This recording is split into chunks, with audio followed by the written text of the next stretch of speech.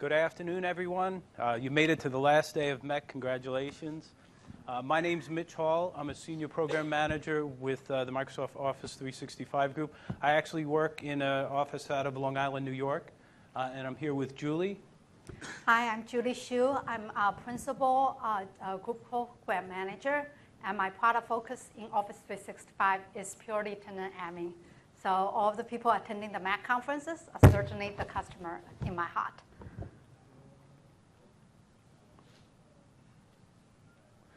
So this is the agenda that we're going to go over today. First, we're going to do an overview of Office 365 reports, why we do reports, what particular reports we have. We'll dive into some of the individual reports we have, the mailbox reports, some reports around mail flow, as well as our protection reports. Being that we are Office 365, not exclusively to Exchange, we also have some non-mailbox reports that we'll talk about very briefly. We'll talk about how the whole reporting infrastructure works. And then we'll do a bunch of demos on how to retrieve your data. And we'll talk about what's new and then some of what's coming in the future.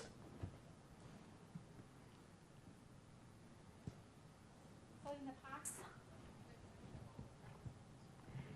in the past 3 days, you've heard a lot of saying about Microsoft is deeply committed to the cloud, our cloud-first strategy. And we ask you to place your user experiences into our services' hand. And in return, you demand the transparency of the service quality. Are your users provisioned timely and correctly?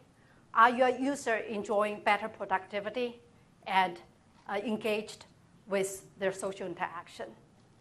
We also ask you to trust your business data in our data center and on our servers. In return, you ask that you still have rights, you still have control of that data. So you need access to the data when you need to. You want to make sure your data is protected, and you want to make sure your data is used in a proper manner. For your users, they may know that the service is provided in the cloud, but they will still call you when they have a problem. So for that, you want Microsoft to provide you the right set of data and insights so that you can take timely action with that data and insight. All it comes down to, reporting becomes a lot more important in the cloud than on enterprise. And we have a job to do here to ship you the best and the broadest number of reports that makes your job easier when you're in the cloud. So for today, we're going to show you a set of reports that are already available in the services. We're going to show you how you're going to be able to access those reports from various different ways, from the UI, from web services API, from commandlets, the PowerShells that you're familiar with. At the end of the day, we want to make sure that you're confident you can adopt and manage cloud services, even though they are run by Microsoft. So to start with, we want to give some clarity on the set of reports we currently ship. What data are included, and what are the business logic that are included on those reports? To start with, for Exchange, the really basic are the set of mail activities that you want to understand what your users is going through. So one of the most popular report based on our optics is the inactive, aka stale mailbox report. So the opposite side of inactive is active. And the active mailbox definition is for users who have logged on to the services in the past 30 days. And we retrieve the mailbox information from the store. there are also users that are provisioned in the past 30 days that who may not have logged on to the mailbox even once. And for that, because they have not logged on, the mailboxes are actually not provisioned. So we will grab those user information from the Azure AD and count those users as active, whose mailboxes are still active. So once again, for active mailboxes, it's an addition of users who have logged on for the last 30 days and users who have who have been provisioned in the last 30 days but may not have logged on. And one feedback we hear loud and clear, since this is the most popular report in the service, is, hey, you told me here are the number of users who are not using the services, but I need to know who they are so I can do something about it. And I can find out if they have left the company or they just have not had a chance to use the service. But I don't have that information in the UI. And that's true. And that's later part of our presentation, you'll see that our emphasis of bringing a number of detailed reports to the UI. But in the meantime, while you wait for those reports coming live in the next month or so, there are ways to get access to the detailed information. So the stale mailbox detail can be accessed from the Web Services API and from CommandNet today. And Mitch later on will demo on how easy it is to actually pull those information without a single line of code if you choose not to do CommandNet. And for trending, we ship the mailbox usage report, which gives over the time a view of the active and inactive mailboxes. Beyond that, we also provide this of a number of mailboxes that the admins may need to pay attention of from a quota perspective. So there are two types of quota. One is the set of mailboxes that may be approaching the quota limits. You may think about giving them additional storage. And then the mailboxes that may be underutilized. So for the definition, the mailboxes that are considered approaching the quota or exceeding the quota, well, there are several quota limits you can set in Exchange, lots of flexibility. So we have to make a pick. And we picked based on the most restrictive. So if your total mailbox item is over the warning limit, okay, so let me just be absolutely accurate. So it's the issue warning quota limit. Then you will be able, and that mailbox will show up in the count. And then for underutilization, we're using the prohibit send receive quota limit. So if your total work item is mail item size is less than 25% of the prohibit send and receive limit, you will be counted in this report. Okay. Next, people always care about what type of protocols my users are connecting to Exchange. And by that, this helps you to plan your protocol usage, capacity, and also help you to figure out where to target certain things. So this mailbox connections report gives a view of the number of users connected to the various protocols like MAPI, OWA, EWS, POP3, and IMAP. So one of the things is for many of the reports which are trending based, we gave you this monthly and 60 days, 90 days breakdown. So it's a same report, but you are able to have different variety of the reports based on the historical limit. And then there will be two other set of reports that are basically gave you the provisioning details. How many mailboxes are added and deleted over a period of time, as well as how many exchange distribution groups that are added and deleted over a period of time. Okay. So those are the basic mailbox set of mailbox reports that are available today. So I'm going to speak a little bit about the mail protection reports. The mail protection reports are basically the mail in transit. So the first report that we have is a high-level report. It's called our sent and received mail report. This gives you a breakdown of the different mail, types of filtering that are going on. So our good mail is the unfiltered mail, and we have spam, malware, transport rules, and DLP policy. So this is a graph that shows you your overall distribution across the different traffic types. Next is our spam report, and within the service we have 3 different types of spam protection. We have the SMTP block and the IP block, which are done out at the edge. And in those cases, mail doesn't enter our service, so we don't maintain any detailed information on that. We do counts of the blocks, but the mail has not entered the organization. For the content filtering, that happens within the service itself, run through our content engine. In those cases, we maintain the detailed information associated with that. And that'll be important later when I show you some of our drill-through capabilities, actually getting down to the detail records.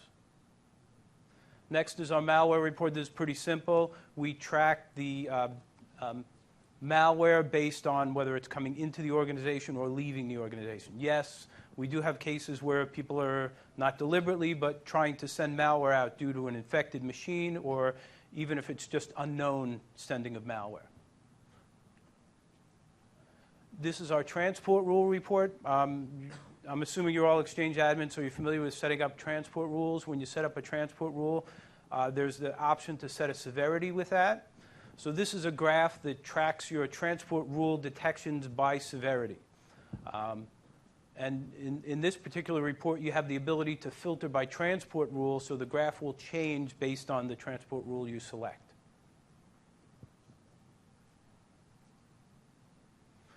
This is our data loss prevention, and we've had a number of sessions on data loss prevention.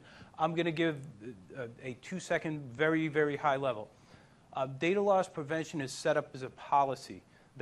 So you would set up an overall data loss prevention policy, and within the policy, you'd set up a number of rules that work together to apply that policy. When you, so this particular report shows the number of policy matches. So if you're in Outlook and you're running policy tips, if you hit one of your users attempts to send something that has DLP in it and it's detected as DLP, your user, depending on your configuration, may have the option to go ahead and override that detection. So they can click override, they may have to enter a reason for the override, and that mail will be sent on its way. But we maintain a log of that. So in that particular case, there would be a policy match, but then there'd be also an associated override. If there's a false positive, the user would have the ability to say, no, this isn't a real detection, this is a false positive. So in that case, we would detect it as, we would track the false positive so that you can go back and have someone tune the rule if that was necessary. This report, like I said, is an overall view of the number of policy matches, overrides, and false positives. If there are any questions, just go ahead and raise your hand. We're willing to take questions through the whole presentation. This report is a breakdown of the rules that are associated with DLP policies. So like we had in the transport rule case, every rule, even a DLP rule, has an associated severity. So this is where we're tracking the DLP hits and the associated severities. And again, here you have the ability to filter this report by policy, so you could see for each particular policy what was the breakdown of the high severity and low severity rules.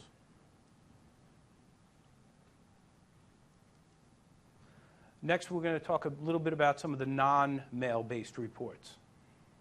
Just really quickly, since one of the philosophy that went into designing of all the reports is Office 365 is a whole package. It's a suite of services, but we want that user experience to be a consolidated experience. And you will see that in some of the architecture diagrams that we're going to present later.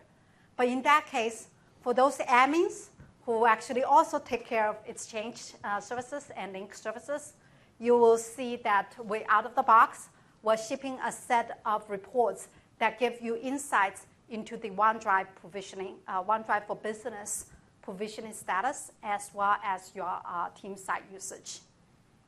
And then for Link, the focus is all about how the utilization of the Link services in terms of the number of audio and video sessions that people have used, and also conferencing minutes.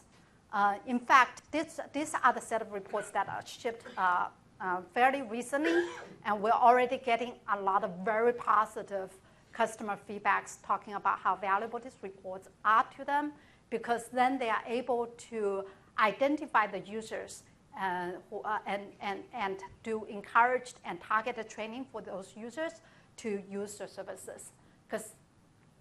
Question? Yeah, I'm sorry. Is there any QoE information in these reports? Quality of experience stuff in these reports? At this moment, the Link reports are still basic, but that is certainly on the roadmap to add them.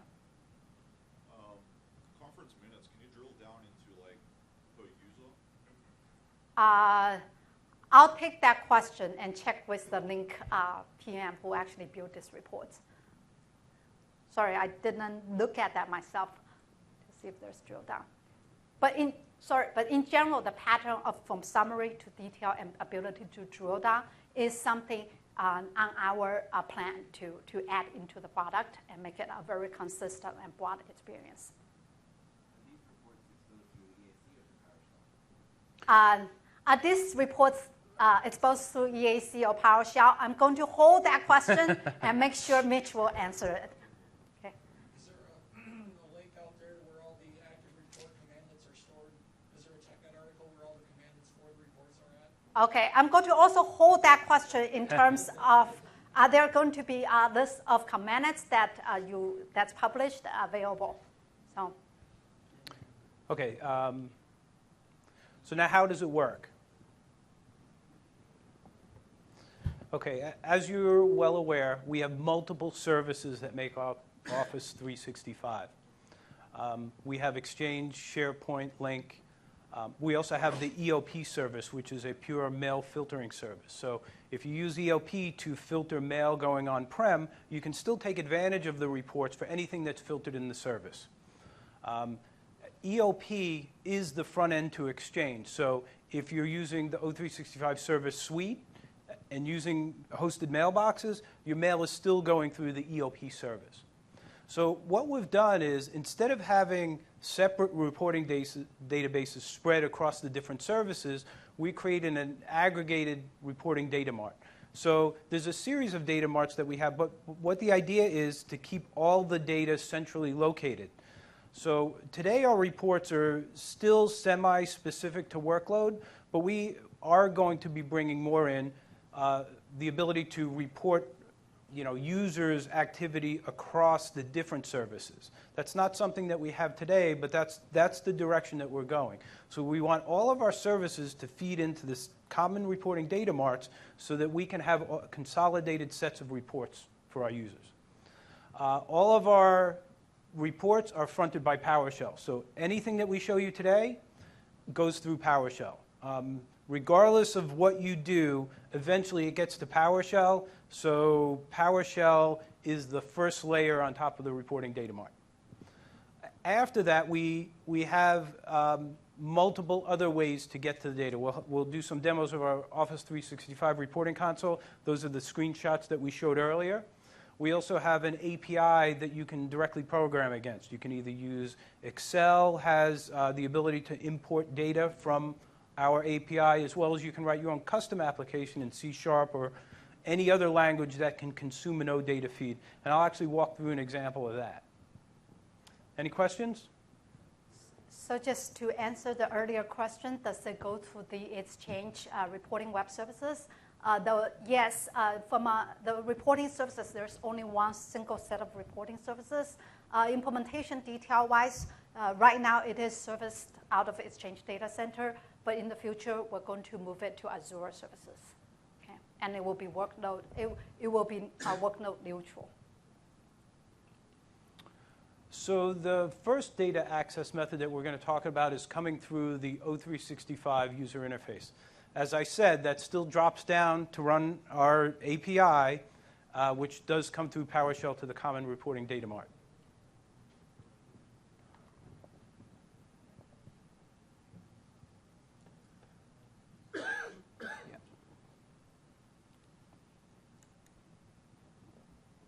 So this is what your reporting console would look like when you log into Office 365.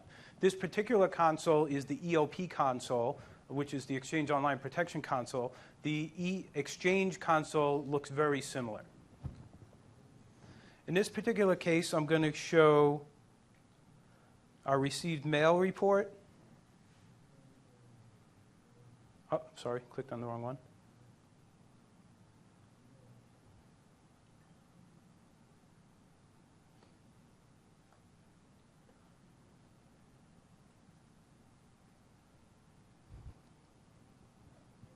And this is the report that shows the overall traffic within your organization.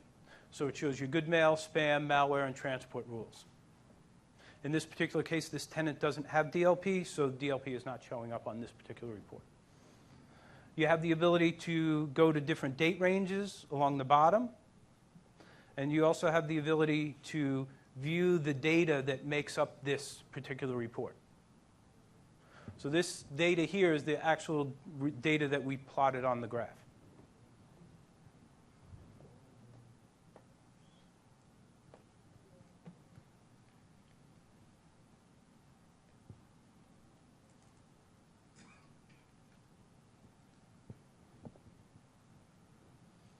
And the other interesting report that I wanted to show was our rule report, which is our transport rule report, which shows transport rules hit by different severity types. And here we also have the ability to sort by the particular transport rule.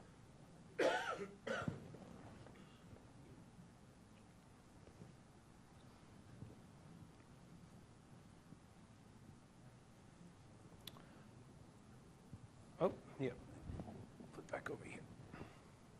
Okay, next what we're going to do is a brief demo of running reports within PowerShell.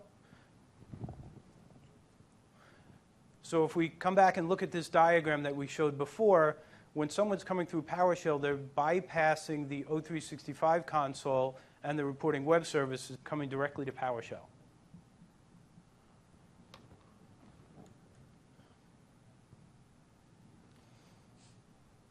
So in this case, what you would need to do is set up a new remote PowerShell session. So you open PowerShell, you set up a remote PowerShell session. In here, it has new session, configuration name, the URI. So this is the endpoint for a remote PowerShell session. This is the user that I'm going to use, and using basic authentication.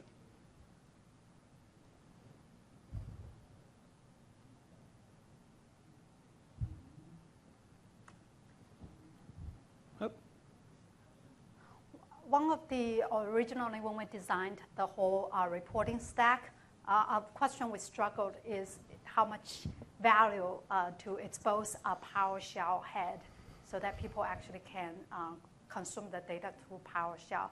So while Mitch is still working on importing the session, may I just raise a hand, a quick poll on how important that is to you for having a PowerShell API? Thank you.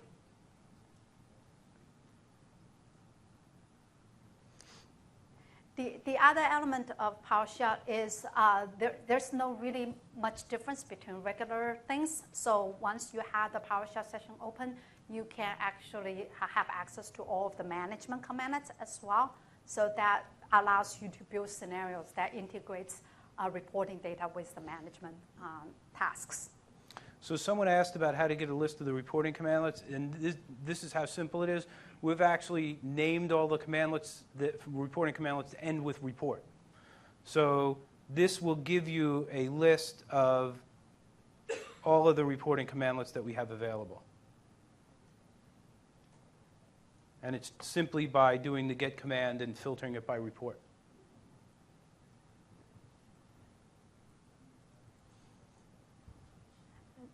And then do you have a special command that shows some of the parameters? Sure.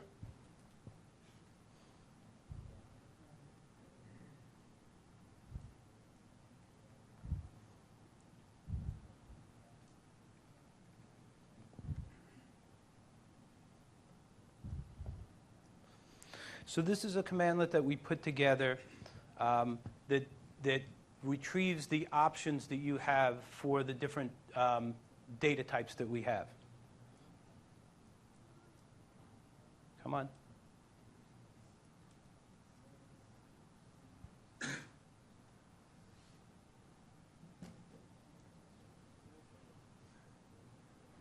Demo glitch. No, I it's shouldn't have usually asked it. slow the first time Normally- it starts up. What was the connection point for PowerShell? Like, was it Outlook that I missed it when you had it up on the screen? There. It's off the screen. Yeah, oh, there. Sorry. Go. Yeah. It's, Outlook.office365.com and and PowerShell. Web PowerShell, it's a standard.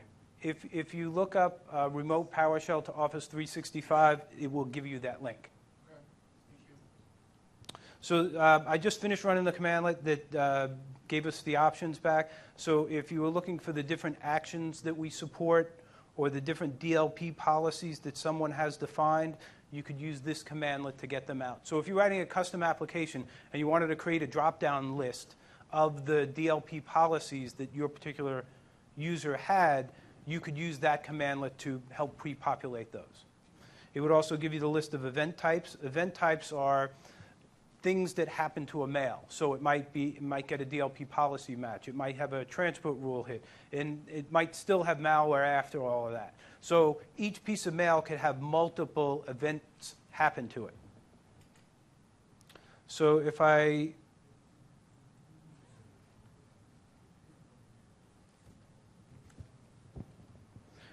this is the Get Mail Traffic Report. So this is the high-level report that I showed, which is the graph of the different types of traffic that we have throughout the service. To get the details for this,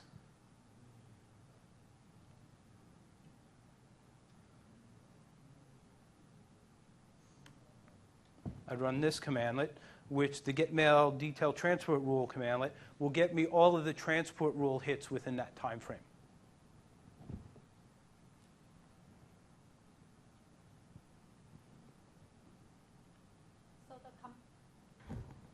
So the commandlets, for reporting the commandlets that does support the date range, the start date and end date standard parameters.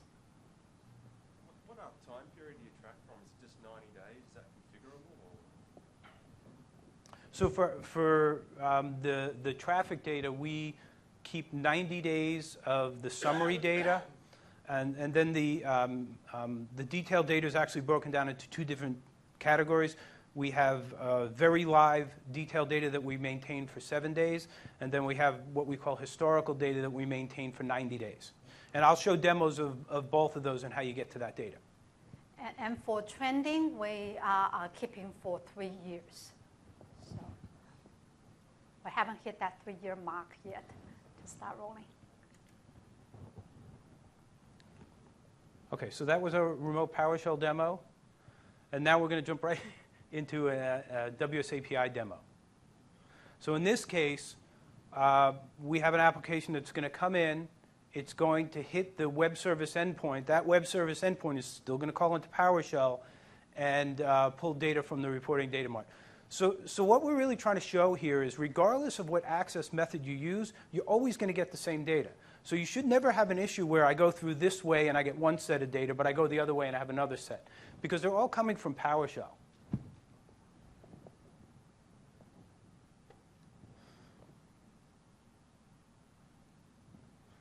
So in this particular demo, I'm going to show how to pull the data in and do a custom report just within a basic Excel spreadsheet.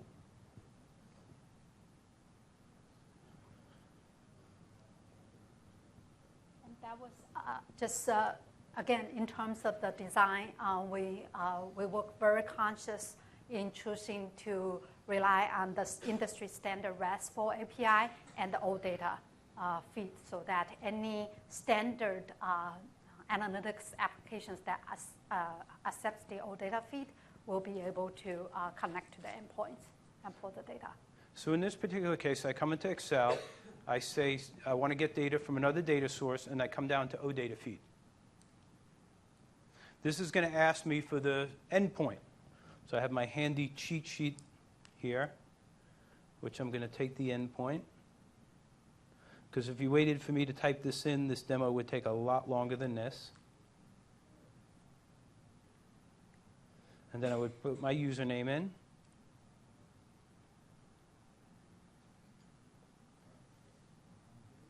Does this require a certain version of Excel? I know it works with 2013. I believe it works with earlier versions that have the OData capability. I'd have to check on that. I'm pretty sure that it does, but if you shoot me an email afterwards, I can definitely check on that for you. But there are a lot of different applications that have the ability to import OData feeds. We have Power View, and there's a number of applications that can do that. Isn't that link there in the presentation? This link is in the presentation.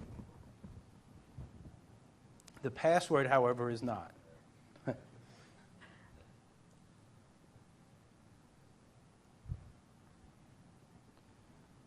Okay, so what it's, oh, I typed in my password.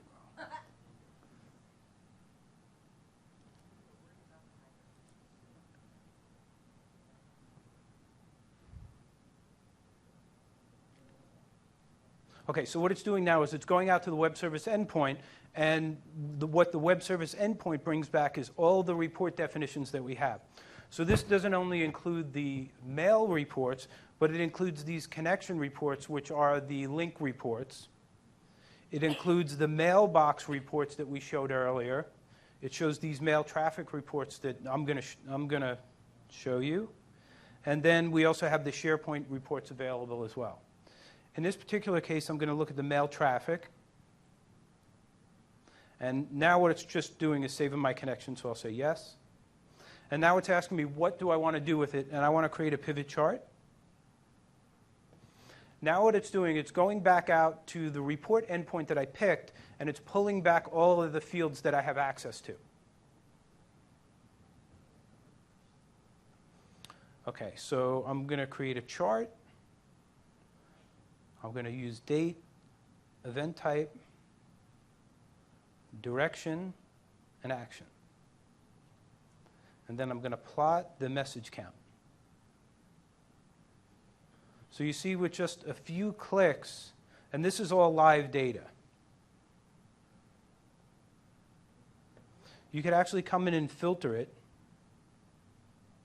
So let's say you only wanted to see the good mail, or you only wanted to see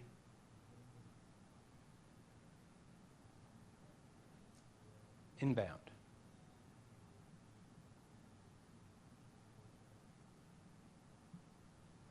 So without touching a line of code, you can do all of your own custom reporting by using Excel or a similar application like that. Any questions?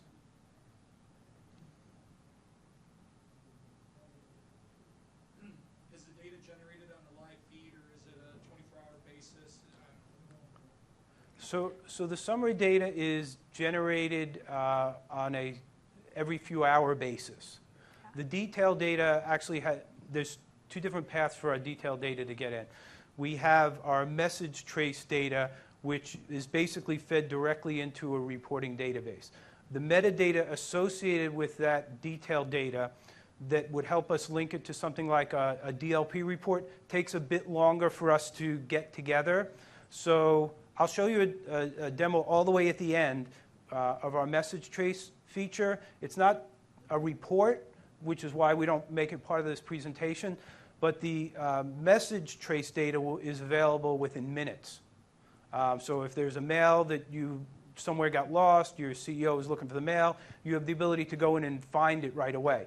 As far as reporting on the different metadata related to that, whether it had a DLP hit or a transport rule hit, takes us a bit longer to aggregate that data together. Like Mitch said, so the transport and especially on the malware and antivirus protection, it needs to be much more real time. In general, the rest of the reporting data is 24 to 48 hours latency. So it does, from a processing data connection perspective, it is a 1-day delay. And after that, it takes time for the aggregation. We try to process that within 8 hours, so that's why it's a 24 to 48-hour delay in terms of all the other type of data. Okay, now what I'm going to do is show a custom application. So if you have C# or any other language, you can connect out to our OData feed, pull the data in, and create your own custom reporting pretty easily. So I'll just do a quick walkthrough of this. I put this together one afternoon back at the office while I was setting up for this. I have just a chart control, a .NET chart control, and just a button at the bottom that'll help me populate it. So the first thing that I do is I set up the series on the charts. So I'm going to create a spam series, DLP, transport rule, and a good mail series. I have a data contract. So what this is going to allow me to do is take the OData and serialize it into an object, or deserialize it into an object. And this sets up my connection information. So let me just run this quickly. Hit populate. And this is using the same account and the same set of data that we just looked at in the Excel spreadsheet.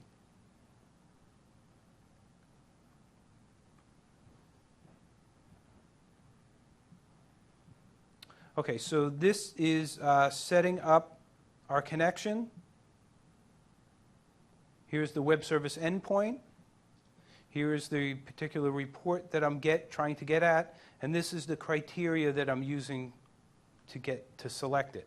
So I want to look for good mail, the different spam types that we have, malware, DLP, and transport rules. Here's where I set up my credentials. I set up some basic header information. And then let me just go ahead and run it. This is where I'm getting the HTTP response. So we're actually going out to the web service and pulling the data back. The metadata information are provided from the same AWS service, so you are able to use that and be able to customize the metadata. So in this case, what I'm trying to do is set up a contract serializer so that I can take the OData feed, turn it into objects on the .NET side, and then bind them to the chart.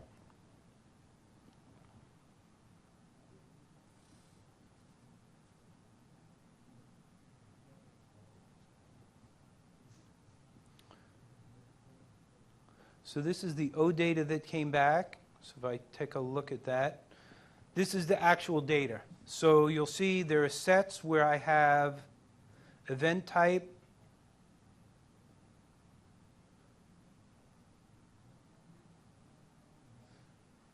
of good mail, and a message count of 13. So this is actually what I'm going to take now. I'm going to iterate through this data and plot it into my chart.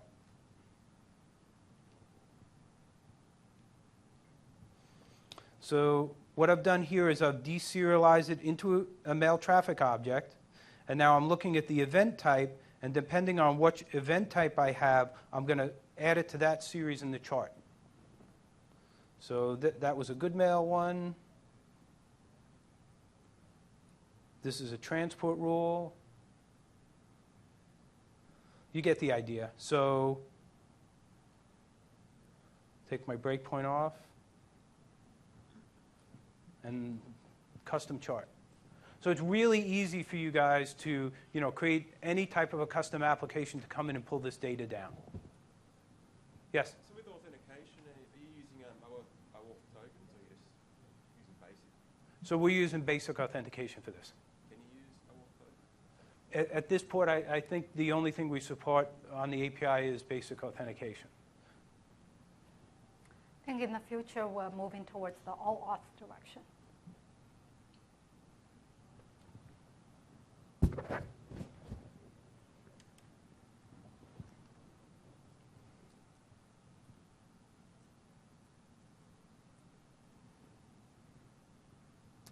So what we've showed you so far is what we have today. What we're going to talk about now is some of the things we're in the process of releasing. So some of these things are on their way out the door now. We have a service model that we're rapidly updating. Once we check something in, we have a pre-production environment, and then it goes live after that. So we're on a constant updating cycle. So some of these are in the works, and then some of them are planned out within the next quarter. So the first one is the client-side rendering. What you've seen so far is server-side rendering. That's where we calculate things on the server and throw up a picture of the graph. Once we move to client-side rendering, what we're doing is actually giving a control down to the browser on the client side, pulling the data down from the server. And what that allows you to do is dynamic slicing and data manipulation on the client side. That's going to really let you drill into peaks and see trends really pretty easily. We're going to give you access to the detail records. So what we have in O365 so far is static summary graphs. What we're going to have within the next month is the ability to drill through some of our summary charts right into the detailed data that makes them up. We talked that we have two different types of detailed data. We have our live detailed data, and then we have our historical detailed data. So you'll be able to get to detailed data up to 90 days old. It just takes a little bit longer than our live data. And then we'll show you a new browser and OS report that we have currently in the works as well. So we're going to show you some of the upcoming stuff. And a couple of people, once we start shipping reports, the requests just keep coming in. Right? Insight is so important as you hand over your services for Microsoft to run and manage. And the two of the most frequent requests is related to allow you to understand your user and what devices they use to connect to the service. And especially in light of the fact that end-of-life support is coming soon for Windows XP and IE7. So the next demo we're going to show you is the browser and operating system reports that allow you to be able to see how many, what type of browsers that your users use to connect to the services, and how often and when was they last accessed the service. I'm having trouble getting to that report right now.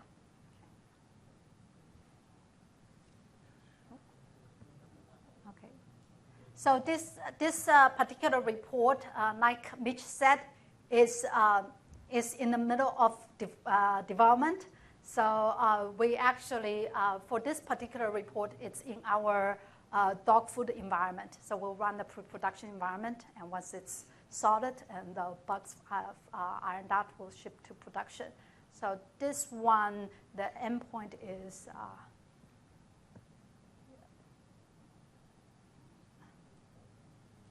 access denied, proxy. Can you? The proxy is good. How about close the browser and try again? I think it's coming up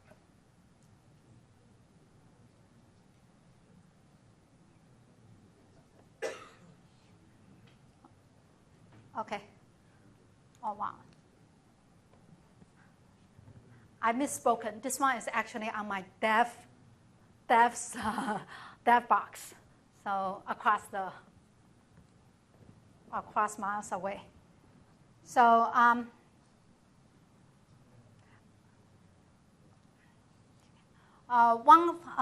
this is the environment. Just now, Mitch demoed a lot of his reports in the EOP-only environment.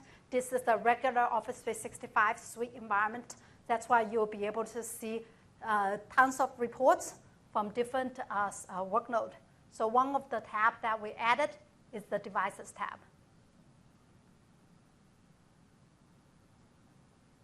And on that Devices tab, can you help me? Yep. There will be 2 sets of reports that you'll be able to see.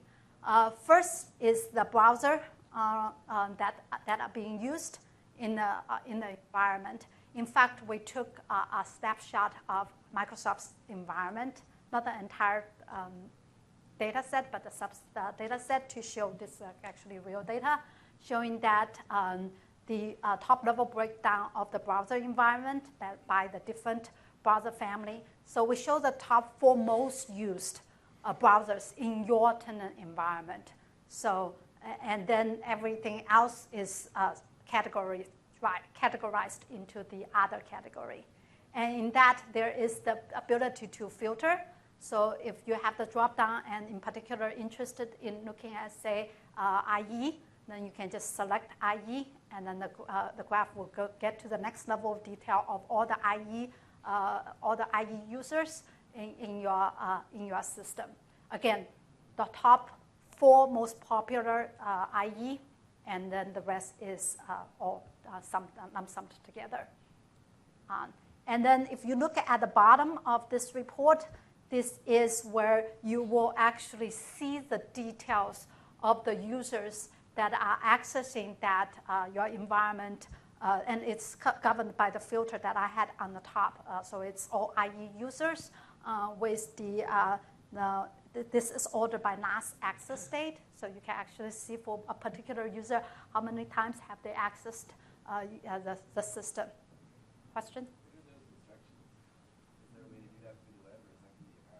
This? Okay, so So there is. Let's first take a look at the download. So if your number of users are less than 2,000, we allow you to download immediately to our CSV file and load it into Excel. So very quickly you'll be able to filter out and find out who are your IE7 users. And for performance and scale reasons, for the tenants that have greater than 2,000 users, we do basically allow you to pull that information through web services, right, and PowerShell. Yeah. So it's just a couple of extra steps, so it's not so easy. You keep clicking on it and trying to pull 2,000 plus records onto your UI. And on that same UI, if you change your graph to the operating system, so simply by clicking on the operating system, now the graph changes to the operating system report. So same, very, very similar interaction where you'll be able to see your OS breakdown and be able to drill down to, say, your Windows system and find out how many XP users are there and get them quickly upgraded to the latest and greatest 1A software. Okay, so that's the new reports that are shipping. And one of the things that Mitch talked about is the greatest of client-side controls and the ability to interact with that. I'll show a version of it, and Mitch will show another version of it for the different reports. So one of the reports we shipped earlier talked about is the mailbox usage report, where it shows your active, can you shrink it down a little bit? Yeah. Number of active mailboxes, as well as your storage that are either exceeded or underutilized. I don't know if you notice, for anybody who's do use the current Office 365 reports, the reports were displayed a lot faster. I don't know if you noticed. It was almost instantaneous. And if and now we add the ability for you to be able to interact with it. For example, you may only want to see a particular data point rather than all 3 data points. So you have the ability to select and deselect the data points. And as you do that, the report display will dynamically re-render the charts to the right appropriate scale. Right? And some other things that will be introduced as we update all the reports to the client-side control is the ability to show related reports. So for example, if I'm looking at the mailbox, one of the report is the mailbox provisioning information. How many mailboxes am I adding and deleting in the past month? You can certainly check that against, say, how many groups, distribution groups you're adding and deleting, and do some comparison there. Question? Back to the client reports. Is there a plan to have client reports that we can deliver to tablet or other? The question is there a plan to know what type of Outlook versions your users are connected? I'll take that feedback and put that on our to-do list. Okay. How about mobile devices? Types and kinds of mobile devices connected? Type of kinds of mobile devices. At this moment, in fact, one of the upcoming reports is the device reports. I would encourage you to check out. There is a session that I didn't go, but I was told it was a great session about the new mobile device enhancements, and a set of reports are coming with that. So just check them out. Question? The inactive mailbox report, does that include shared mailboxes? Okay. Does the active mailbox report include shared mailboxes? Yes, it does. And it includes resource mailboxes that are considered perpetual. Okay. Any other questions?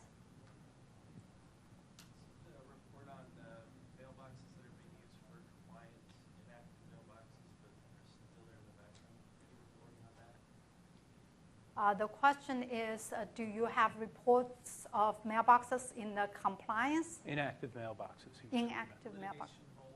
Litigation hold.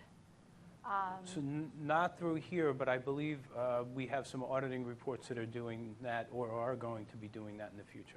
Yeah, or maybe it's more in the management UI rather than Right. in the reporting UI. Yeah, I seen that part of it. I was just curious if that was going to be exposed at all here. Yeah. So we're you've probably heard of our UCC, which is our Unified Compliance Console.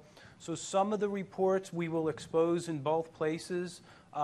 What we're talking about here particularly is our centralized location for all reports. So if we may have some additional reports through the UCC, and we'll have to decide whether we make them available here as well. It depends on what makes sense for which reports.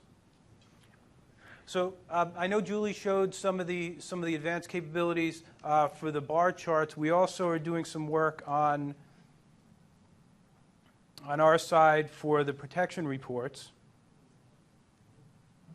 So this is another version of the report that I showed before, but this is a client-side rendering of the report. This is our sent and received mail report. So over here is where you can filter the mail on the client side to get a better view of what trends you're looking for. You also have the ability to specify different time ranges. And again, it resizes depending on the data that we're representing. So in this particular case, I think what you saw is that we have a spike in our transport rules. So if you had seen something like that and you wanted to investigate it, we have a transport rule report. So that's our rule match report. And what I'm going to do is I'm going to bring it out to 30 days and show you a couple of features that we have. Okay, so it may be a little difficult to see, but we actually have two areas. We have a white background, and then we have a gray background. For anything in the white background, that's data we have current data for. So if I click on a data point there, that'll bring up the detail information related to that data point.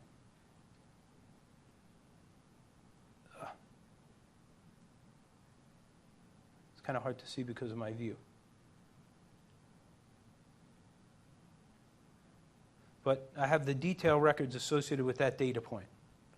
So these are the individual mails that made up that transport rule spike. Additionally, if I want to go back and look at this spike back in time, We don't have that data sitting in our active database, but what we do is give you the ability to run a report to get it. So in this particular case, what we'll do is we'll bring up a form that allows you to fill out some additional information related to the request that you're making. And then you could submit this request. So let's say I wanted to go back and look back to the 14th of January, and I could submit this report. Now what that did is it says at the bottom, it lets you know thank you. If you had supplied a notification email address, we would send you a link to the download. Or you could also come in our report request queue. So if I look at my report request queue, what I see is I have a number of requests. So if there's the rule report that I just submitted. Oh, no, it's this one. It's not started yet. So what we have is a background process that'll come and pick up these requests every 15 minutes. So this report is not started yet, so I still have the ability to cancel it. Once it moves from a not started to a started state, it's kind of off on its way, and we don't have the ability to cancel it. Once the report is complete, you'll receive an email notification with a link to the download, or you can come back into this UI, and for any reports that we have that do have matches, you actually be able to download the report directly from here.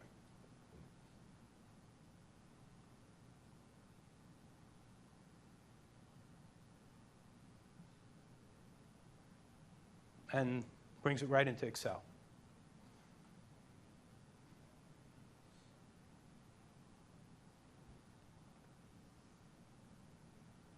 So this is this new feature set is that I just demoed here is on its way out. We have a process by which we have a pre-production server and a production server. Right now, this is under flighting, which is our internal testing of the feature. And as soon as we test it out and get all the issues addressed, we'll turn it from flighted to live.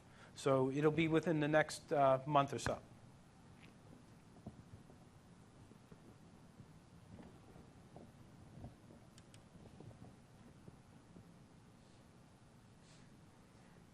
So these are the things that are coming really soon, in the next month to the next quarter. Well, like we said, we have a lot of reports and hearing more reports in demand. So some of the things that are coming probably on the tail end of after this quarter, in the next half a year or so, you will see more, the Exchange Active Sync device reports. They're probably sooner than 3 months. But also with the announcement of OneDrive for Business last month, we're going to have a lot more in-depth detailed reports on OneDrive for Business, including activities at the file and folder level, and also storage information on OneDrive. And tons of auditing related reports. You have a lot of sessions in the MAC about e-discovery compliance. We know there's a huge demand, especially for the enterprise, to be able to have that information. So these are the set of things coming soon. Okay. So before we end the session today, we have shown you a lot of the reports that are available today for you to be able to gain access and transparency to the services that your users are enjoying. We also show that through CommandNet and web services, you will be able to access the same set of information as well as additional detailed records that may not be available on the UI. We also show you that this is an area that we're rapidly iterating and trying to bring as many of the reports into the service as possible. If nothing else, I think I'm hoping that you can take away with the belief that Microsoft is indeed truly committed to the cloud. And with that, we want to make sure that the greatest service comes with enterprise data, enterprise-grade data and insight that will enable you to support your company and make the best return on investment from the cloud. So happy ride on the wave, and you will come up at the top. So I had one other thing that I wanted to demo. It's not a report, but it's our message trace feature. I thought it was important enough to bring up, although it's not exclusively a report. Some of you may already be familiar with this. If you're in the O365 reporting console, you can get over to the Exchange Admin Center through the admin link. So in this particular case, we're talking about a mail flow type report.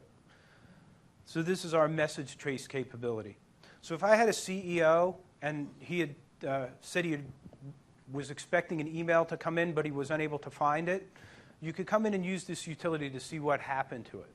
So in the particular case that I'm looking at, the CEO has indicated that he was expecting a mail within the past week, and I want to scope it to the particular user involved. So date range is set to a week. I want to see all delivery statuses and to the recipient Mitch. So if I hit search, this brings up a list of all the mails that were sent to Mitch over the past week. So in this particular case, I could see that this mail has a failed status. If I double click on it, it'll tell me what happened to this mail. So this mail came in and hit a number of transport rules, and the effect of those transport rules were to decline the message. So this is a very useful utility that both our support team and a lot of our Exchange folks use. Yes? Is there a way to put in the interface so you can export those from there? So, You can do it through PowerShell. yeah, so a new feature that we released recently was, again, I told you we have two types of mail. We have the live mail, and then we have the kind of older mail. So let me take a step back here and do a custom search. And in this case, I want to see everything that was sent to a particular, from a particular domain.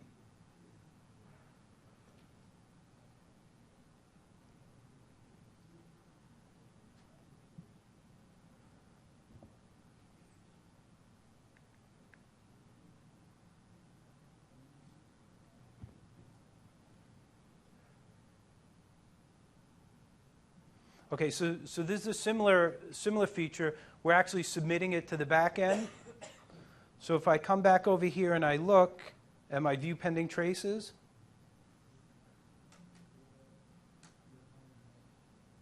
you'll see that I just submitted that message trace. If I come down to one of my other message traces, you'll see that I have a download available. So you can run it and download it.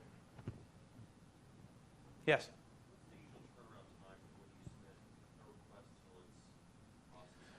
So the SLA I think we have is about 4 hours. Usually it runs within 30 minutes. As I told you before, mail that comes in, we have generally available for searching within message trace in minutes. I think our SLA is probably less than an hour. So if you have an email coming in that you're looking for, in my experience, it's available to be searched within minutes. From a reporting side, if that mail had happened to hit a DLP rule, that information takes us just a little bit longer to get in because we need to do some other aggregations to make that happen. Any other questions on message trace? Yes? It's not a message trace. Oh, any other questions in general? As you make the enhancements to the system, what notification method will you have to tell us this new feature is available? Normally it's in a service pack or SP, and since those, we don't do those anymore, what communication paths are you going to take? So in Office 365, we're hearing a... Repeat the question. Okay, I'll repeat the question. The question is, In the past, in on-premise deployment, the new features come live through CUs and service packs. And users typically, their documents coming with that. So, and there is some expected rhythm of those getting released.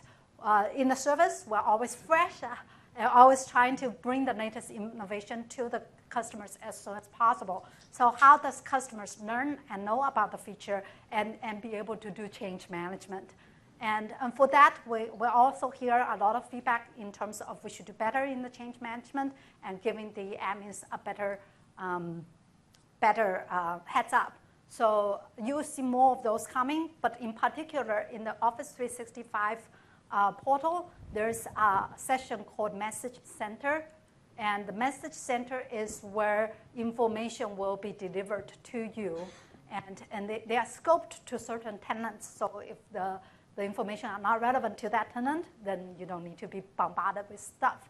At the moment, the interface actually have some of the more urgent messages showing up the moment, like as a bubble when you log into Office 365. In the future, will be more discrete, only display information that truly needs you to act. And in that case, in the messaging center, one of the things that Office 365 tenant is getting communicated on is the fact Windows XP are expiring or are going to be out of support. So when we ship the client and the browser and OS report, we're going to integrate that, integrate with the messaging center. So not only you get the message that it's going to be end of life, you'll be able to write their access to the report to take a look at who are the users that may need to take immediate action. Okay. So again, more and more we're thinking through the entire experience and making sure that we're providing the right support to keep our admins informed and stay ahead of the game and have insight and awareness of what's happening into the services and be able to quickly take actions if it requires the admin to act, or think about ways to utilize the service more, right? For example, the link reports is all about getting your users make the best out of the service. Does the new service get throttled at all if it gets overused? Well, the service gets overused. We're spending tremendous amount of energy in making sure that we build a very scalable service, and the availability is, on paper, is 99.95. We track it on a daily basis. Well, actually much better than that. So there's a provided SLA, and you should not worry about, leave that to Microsoft to worry about. Yeah, I mean, with the current command lines, those can be throttled if you're hitting them a lot. That's right. So with command lines, we wanted to make sure there are things that admin does do intensive activities on an unpredictable way, and we want to make sure that the end user experiences are not severely impacted by those admin activities. In actuality, just on the command throttling side, we also take a deep look at how many admins are actually being throttled and are refining the policies so they are not one size fits all. So hopefully you will see experiences improvements in that space as well. Question in the back? When it comes to the example of the XP message in the message center, do you only receive that if you have a client running XP connected to your tenant? At this moment, it's not that intelligent. So the XP notification hits everybody because the message center actually communicating that message. We're trying to bring these reports in as quickly as possible. And in fact, for your information, the biggest hurdle in bringing those reports is the privacy issues. Because in our, where Mitch talked about the data mart and information in the data mart, Microsoft places the highest priority in making sure your tenants' data are protected and secured. So by protected, that data, the information, the privacy information in those data mart and data warehouses are all encrypted and hashed. It is takes tremendous amount of energy to unencrypt them for the particular tenant, because tenant has rights to their own data, so there's no privacy issue if the tenant admin is looking at it. But for our support personnel, our engineers who are building those data marts, they have no access to the private information stored in those data store. Question? To be 100% clear on that, you're saying that the information that's in the data mart is unique per tenant, and Microsoft does not have access into OS type, phone, location, logon times. They're not using any of that information? Sorry, so let me make it clear. There are very specific private information that are considered PII or TII, tenant individual information, something to that effect. So for example, your email address, right, your name, those are private information, but device information are not. So that's why it's very easy for us to be able to provide a summary report on how many users are XP users, but to get to the next level of detail to say who is the user using that XP browser to connect to the service, only tenant admin can get that information through the protocol. The data that's stored in the data mart and data warehouse, that information is secured. So if I, as an engineer, trying to, say, troubleshoot a data upload issue, I will not be able to see your name, your email address. I'll just see some random ID having this having XP connected to the service. Okay. Any other questions? If not, just very quickly on a couple of slides and a reminder. Do please file the survey because that's very important for us to get the feedback and making sure the next session and the next event will be better.